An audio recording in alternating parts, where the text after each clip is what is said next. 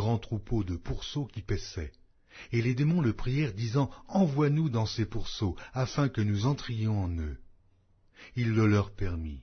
Et les esprits impurs sortirent, entrèrent dans les pourceaux, et le troupeau se précipita des pentes escarpées dans la mer. Il y en avait environ 2000, et ils se noyèrent dans la mer. Ceux qui les faisaient paître s'enfuirent, et répandirent la nouvelle dans la ville et des campagnes. Les gens allèrent voir ce qui était arrivé. Ils vinrent auprès de Jésus, et ils virent le démoniaque, celui qui avait eu la légion, assis, vêtu et dans son bon sens, et ils furent saisis de frayeur. Ceux qui avaient vu ce qui s'était passé leur racontèrent ce qui était arrivé au démoniaque et au pourceau. Alors il se mit à supplier Jésus de quitter leur territoire. Comme il montait dans la barque, celui qui avait été démoniaque lui demanda la permission de rester avec lui. Jésus ne le lui permit pas, mais il lui dit, « Va dans ta maison, vers les tiens, et raconte-leur tout ce que le Seigneur t'a fait, et comment il a eu pitié de toi. » Il s'en alla et se mit à publier dans la Décapole tout ce que Jésus avait fait pour lui, et tous furent dans l'étonnement. Jésus, dans la barque, regagna l'autre rive, où une grande foule s'assembla près de lui. Il était au bord de la mer.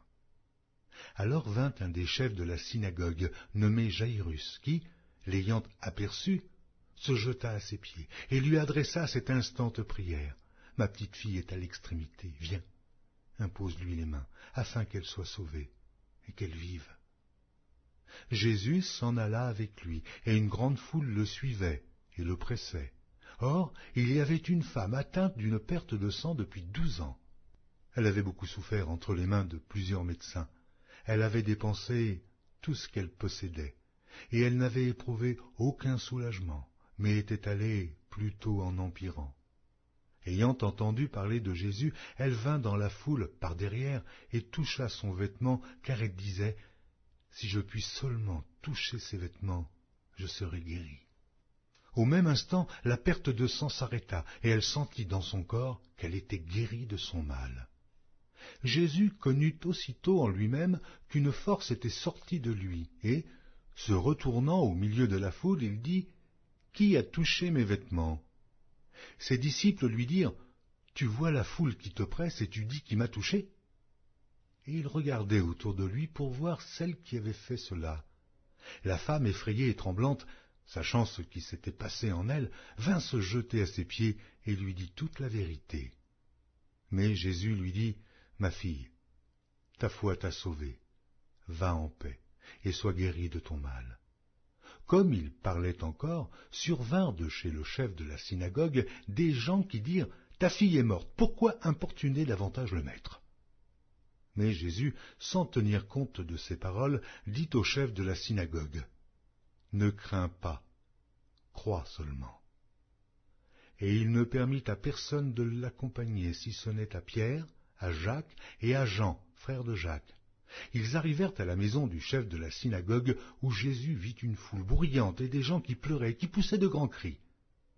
Il entra et leur dit, « Pourquoi faites-vous du bruit, et pourquoi pleurez-vous? L'enfant n'est pas morte, mais elle dort. » Et ils se moquaient de lui. Alors, ayant fait sortir tout le monde, il prit avec lui le père et la mère de l'enfant et ceux qui l'avaient accompagné, et il entra où était l'enfant. Il la saisit par la main et lui dit, « Talitha koumi », ce qui signifie « Jeune fille, lève-toi, je te le dis ». Aussitôt la jeune fille se leva et se mit à marcher, car elle avait 12 ans, et ils furent dans un grand étonnement. Jésus leur adressa de fortes recommandations pour que personne ne sût la chose, et il dit qu'on donna à manger à la jeune fille. Marc, chapitre 6.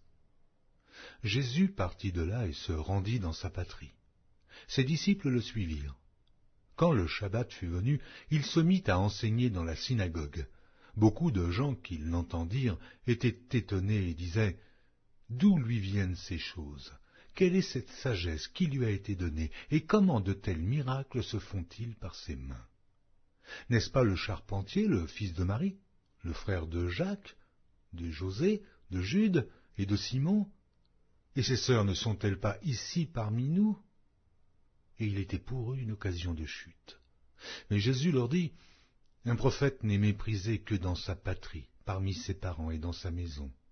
Il ne put faire là aucun miracle, si ce n'est qu'il imposa les mains à quelques malades et les guérit. Et ils s'étonnaient de leur incrédulité. Jésus parcourait les villages d'alentour en enseignant.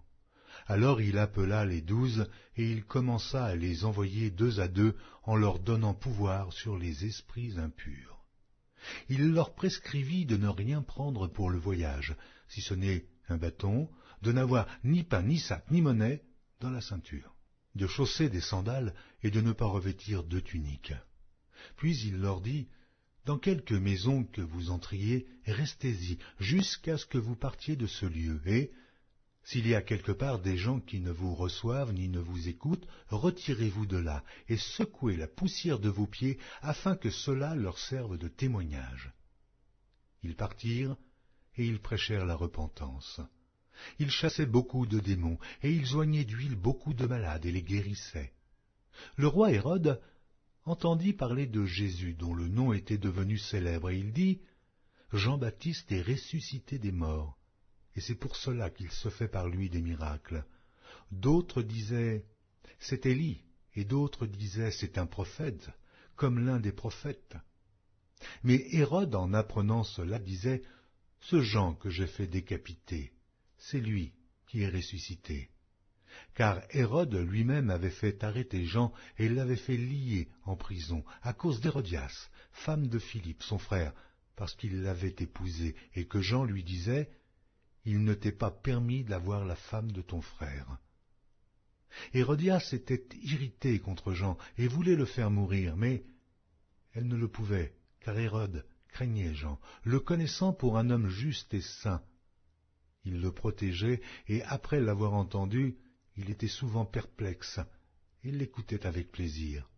Cependant, un jour propice arriva lorsque Hérode, à l'anniversaire de sa naissance, donna un festin assez grand aux chefs militaires et aux principaux de la Galilée. La fille d'Hérodias entra dans la salle. Elle dansa et plut à Hérode et à ses convives. Le roi dit à la jeune fille, « Demande-moi ce que tu voudras, et je te le donnerai. » Il ajouta avec serment, « Ce que tu me demanderas, je te le donnerai. » Fût-ce la moitié de mon royaume.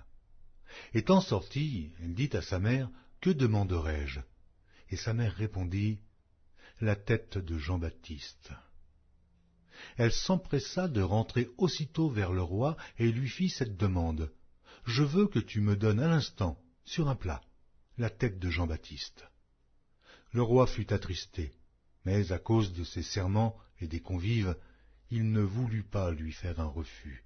Il envoya sur-le-champ un garde avec ordre d'apporter la tête de Jean-Baptiste. Le garde alla décapiter Jean dans la prison et apporta la tête sur un plat. Il la donna à la jeune fille, et la jeune fille la donna à sa mère.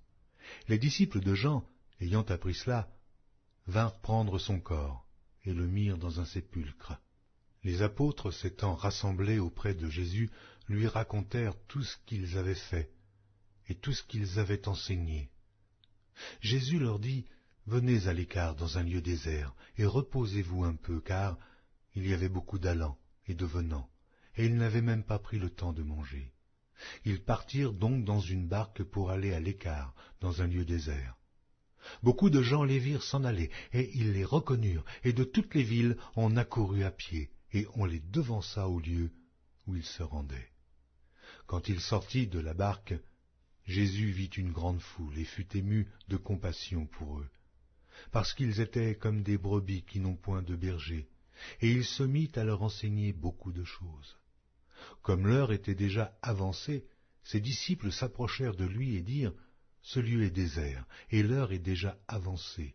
Renvoie-les, afin qu'ils aillent dans les campagnes et dans les villages des environs pour s'acheter de quoi manger. » Jésus leur répondit, « Donnez-leur vous-même à manger. » Mais ils lui dirent, « Irions-nous acheter des pains pour 200 deniers et leur donnerions-nous à manger ?» Il leur dit, « Combien avez-vous de pain ? Allez voir. » Et ils s'en assurèrent et répondirent, « 5, et 2 poissons. Alors il leur commanda de les faire tous asseoir par groupes sur l'herbe verte, et ils s'assirent par rangées de 100 et de 50. Il prit les 5 pains et les 2 poissons, et, levant les yeux vers le ciel, il rendit grâce. Puis il rompit les pains, et il les donna aux disciples, afin qu'ils les distribuassent à la foule. Il partagea aussi les 2 poissons entre tous. Tous mangèrent et furent rassasiés. Et l'on emporta 12 paniers, pleins de morceaux de pain, et de ce qui restait des poissons. Ceux qui avaient mangé les pains étaient 5000 hommes.